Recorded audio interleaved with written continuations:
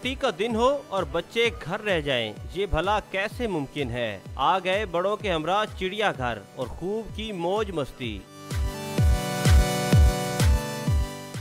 किसी ने देखा बब्बर शेर तो किसी को भाई बंदर की शरारतें। अवामी मकामात पर रखे नायाब तोते और बाज देखने वालों की तवज्जो समेटते रहे।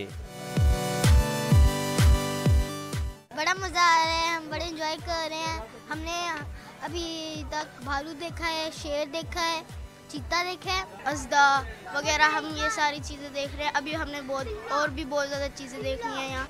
बड़े भी बच्चों को देखकर खुश होते रहे। कहते हैं चिड़ियाघर आकर बच्चे ही नहीं वो भी खूब महसूस होते हैं।